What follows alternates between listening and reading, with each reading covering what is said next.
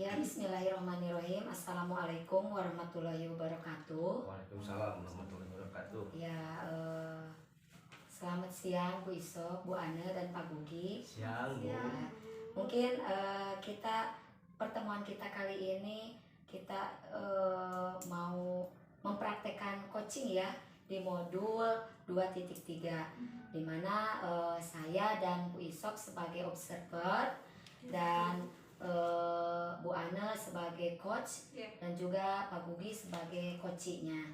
Nah, dari praktek coaching ini ada beberapa kompetensi inti yang harus diperhatikan. Yang pertama yaitu kehadiran penuh ya, dimana kehadiran itu menumbuhkan atau kemampuan untuk bisa hadir secara utuh, mungkin dari gestur, dari percakapan gitu ya.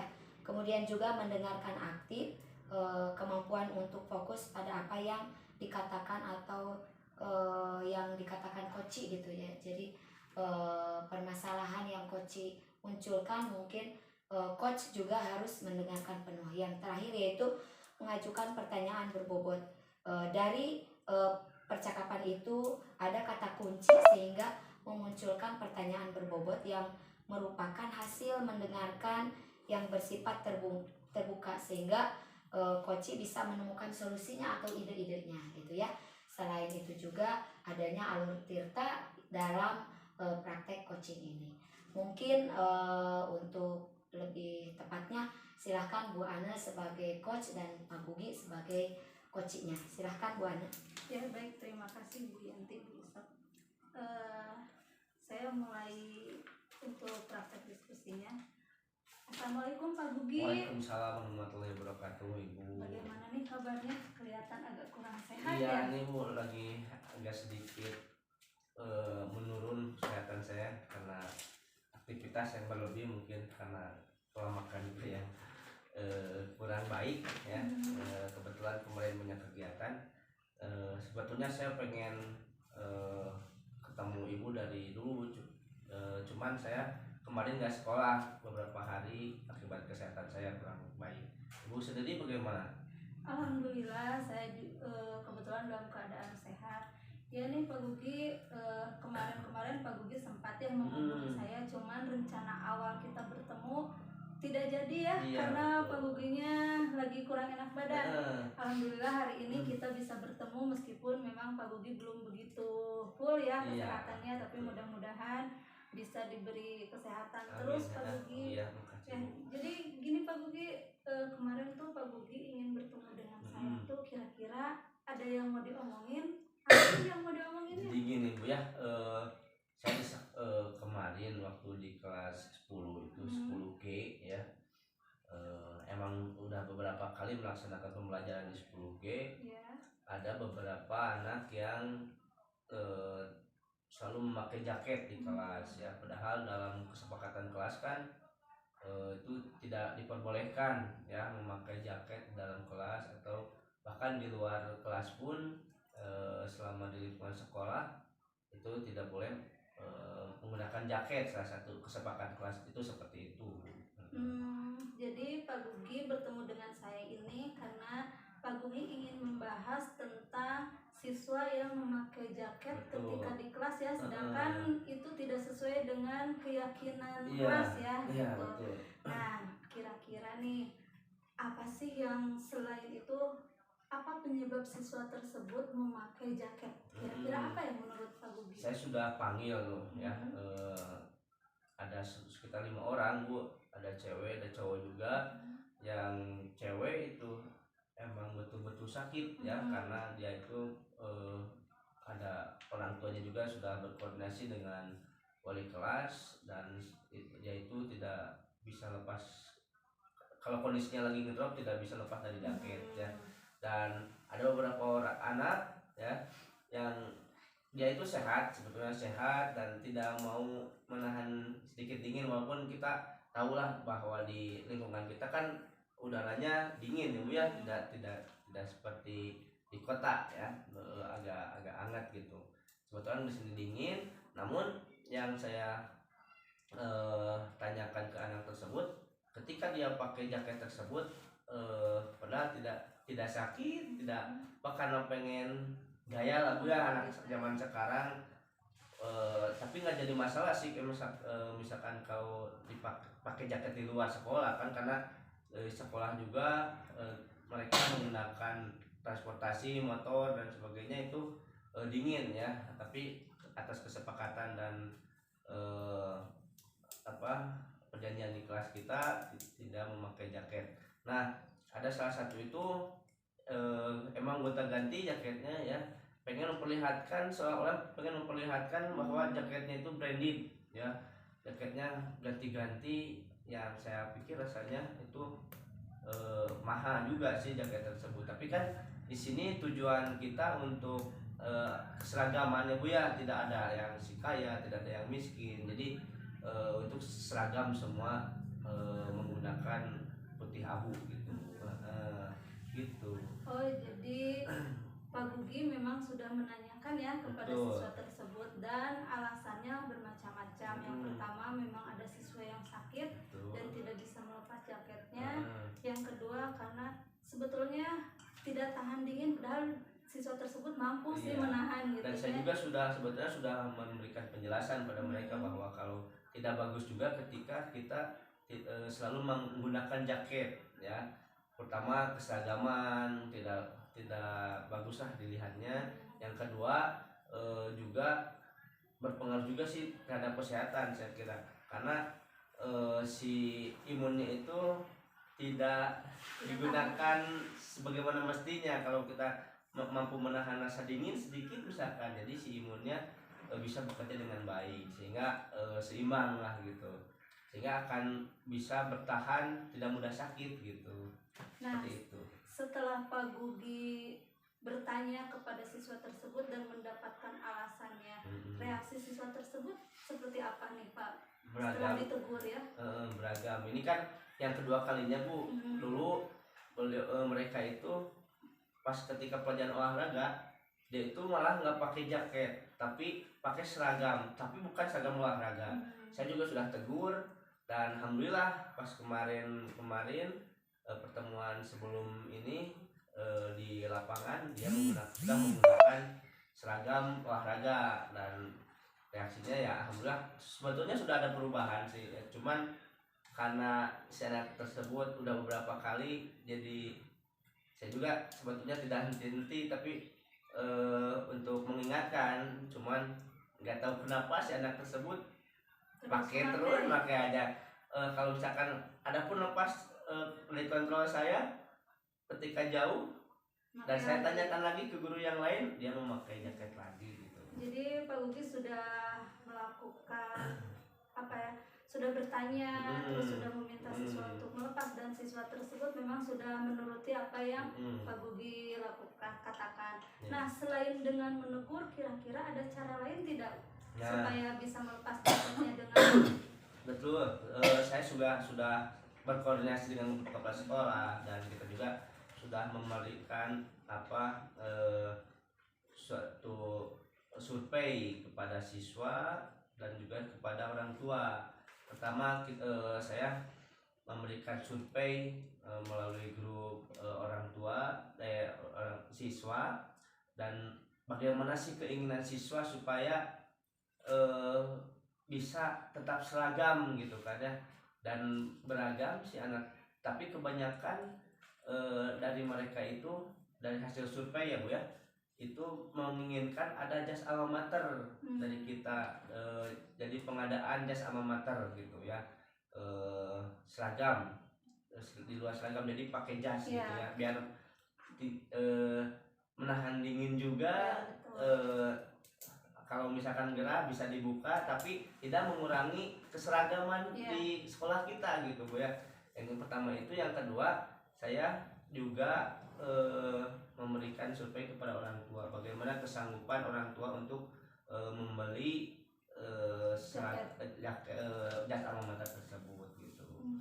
Jadi kan Pak Gugi ini sudah ada tindak lanjut ya, bukan hanya ditegur oleh Pak Gugi, tapi Pak Gugi berkoordinasi dengan kepala sekolah, juga dengan orang tua, dan ada alternatif lainnya selain jaket, yaitu memakai jaket alma mater. Nah, kira-kira nih Pak Gugi, ini kan sudah disampaikan kepada orang tua. Betul. Reaksi dari orang tua serta kepala sekolah sendiri seperti apa mendengar alternatif ini?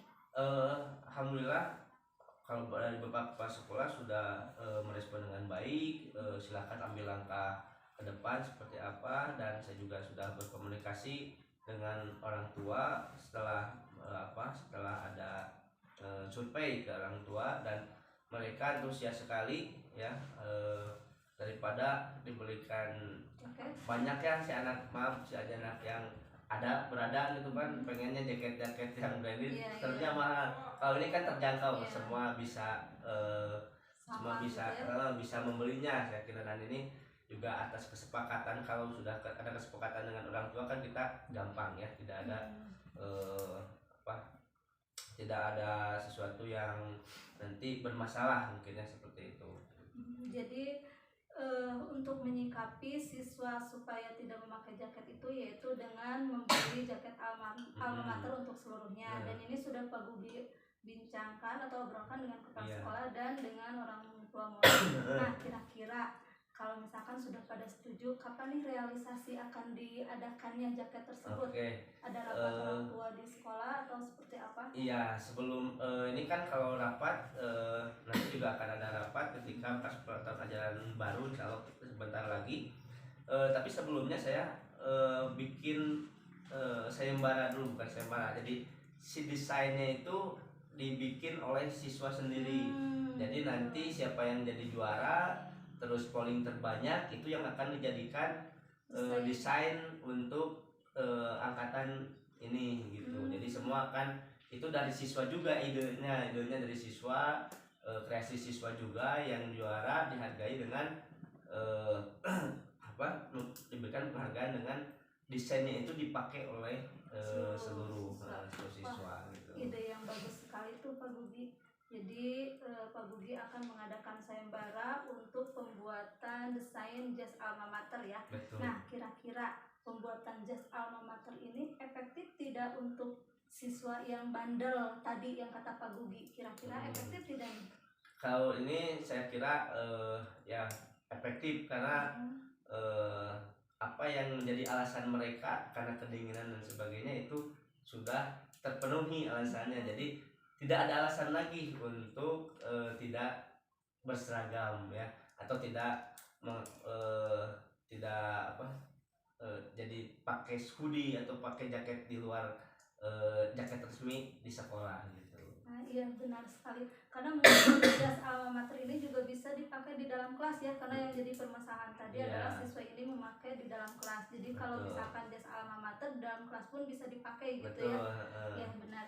Oh, itu luar biasa sekali ya. Ya seperti mahasiswa juga kan pakai jas dan ini, tapi digunakan di siswa, dan emang saya lihat di beberapa sekolah juga emang seperti itu.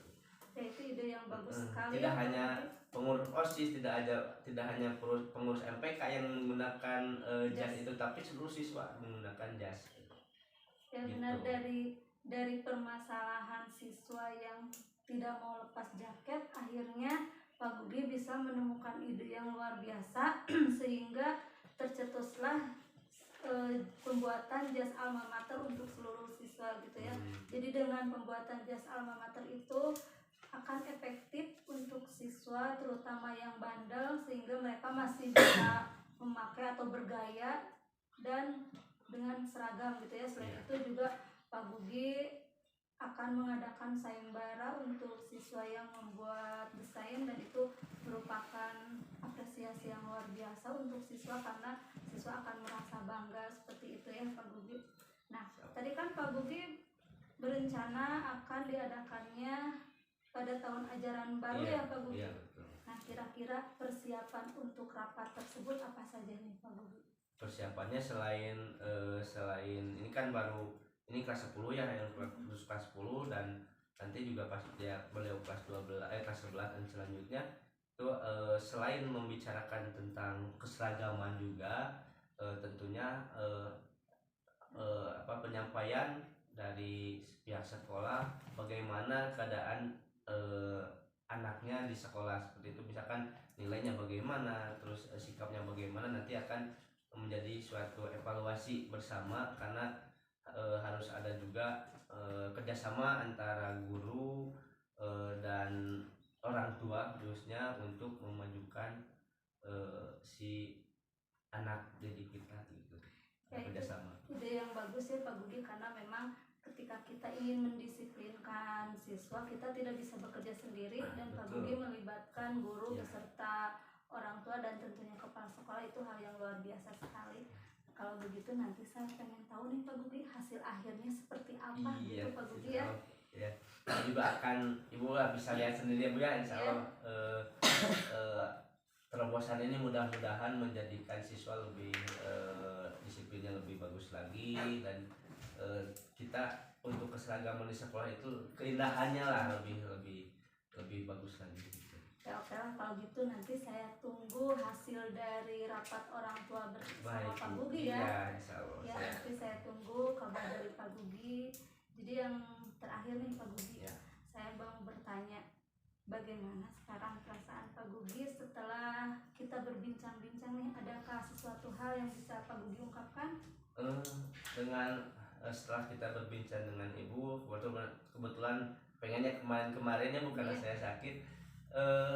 Saya jadi merasa agak lega gitu Bu ya, karena setelah berbincang dengan Ibu saya juga anehnya Bu jadi ada gitu, walaupun saya sudah tadinya saya melangkah cuma satu langkah lah gitu, sekarang menjadi lebih dari langkah, bahkan saya pengennya lari lah setelah ini mungkin itu. Alhamdulillah kalau gitu ya Pak Gugi, Iya, mudah-mudahan ini menjadi terobosan yang baru untuk Pak Gugi, dan ini juga menjadi pembelajaran bagi saya gitu Pak Gugi. Selamat ya Pak Gugi, mudah-mudahan rencananya sukses dan hasilnya maksimal. Itu Pak Gugi. Bagaimana ada hal yang lain Pak Gugi? Terima kasih Bu, saya sudah agak jadi lega lah untuk berbicara dengan Ibu. Saya juga sudah menemukan solusi saya sendiri sebetulnya dari pertanyaan-pertanyaan Ibu tadi. Alhamdulillah, mudah-mudahan. Terima kasih nih Bu ya. Ya, sama-sama Pak Gugi. Alhamdulillah bisa ya. berbicara dengan Ibu gitu. Ya, alhamdulillah Pak Gugi. Jadi Pak Gugi sekarang bisa menemukan solusi dari apa yang menjadi pikiran di Pak Gugi sendiri ya. Iya. Dan itu membuat saya senang. Terima kasih banyak Pak Gugi. Sampai Ibu, nanti ya. kita ya bertemu lagi di awal tahun untuk membicarakan tentang hasil dari rencana Pak Gugi ya. Iya Bu. Ya, terima kasih Pak Gugi. Sama-sama. Assalamualaikum. Waalaikumsalam. Terima kasih. Assalamualaikum warahmatullahi wabarakatuh. Waalaikumsalam. Baik, saya ucapkan terima kasih kepada peserta yang hadir ya pada pertemuan hari ini, di mana kita dibagi-bagi tugas, ada observer 1, observer 2. Tadi observer 1 sudah membuka acaranya, kemudian di sini saya sebagai observer 2 akan mengungkapkan ya mungkin ya hasil pengamatan dari praktik coaching dari Bu Ane sebagai coachnya dan juga Pak Gugi sebagai coachingnya ya. Nah, ada beberapa hal di sini yang akan saya sampaikan terkait dengan pengamatan saya. Yang pertama mengenai kompetensi inti ya, kompetensi inti dari seorang coach ya, seorang coach. Di mana kompetensi inti coach di sini Bu Ane ini sudah melaksanakan kehadiran penuh ya. Bu Ane sudah menghadirkan secara utuh ya pada coach, sehingga Bu Ane ini tadi berbahasa ya, dari bahasa badan, kemudian lagi ada pikiran, hati itu selaras ya, sedang melakukan percakapan. Kemudian juga Bu Ane sebagai coach tadi sudah mampu mendengarkan secara aktif ya, buktinya tadi apa-apa yang dikatakan oleh coach ya Pak Gugi, Bu Ane itu begitu antusias ya, begitu antusias mendengar sebagai pendengar yang aktif, sehingga alur dari perbincangan antara coach dan coach itu begitu mengalir tanpa ada skenario ya. Kemudian lagi yang ketiga yaitu kompetensi inti dari mengajukan pertanyaan yang berbobot ya. Di sini coach ya Bu Ane juga sudah mengajukan pertanyaan yang berbobot, sehingga tadi Koci Pak Gugi itu begitu merespon positif setiap pertanyaan dari Bu Ane. Kemudian sehingga si Koci ini mampu menanggap kata-kata kunci ya dari masing-masing keduanya, sehingga ada solusi yang mungkin ya penggalian informasi dari Koci yang sudah berhasil Bu Ane gali. Kemudian lagi dari alur tirtanya, kemudian alur tirtanya itu tadi sudah mencantumkan tujuan ya, tujuan di mana ada tujuan dari Koci ini, Bu Ane dan juga Pak Gugi tadi sudah menyampaikan tujuan. Ada identifikasi masalah, di mana masalahnya ini tadi seperti yang tadi Pak Gugi katakan ya, bahwa ada masalah ya di sekolah Pak Gugi, di mana masalahnya itu ada beberapa siswa atau anak yang ketika di kelas mereka ada yang memakai jaket ya. Nah, ini menjadi permasalahan tersendiri bagi Pak Gugi karena seolah-olah ada pemisah termasuk kepada kualitas jaketnya, karena ada beberapa anak yang secara ekonomi mampu. Nah, ini takutnya nanti akan menjadi stratifikasi terhadap siswa.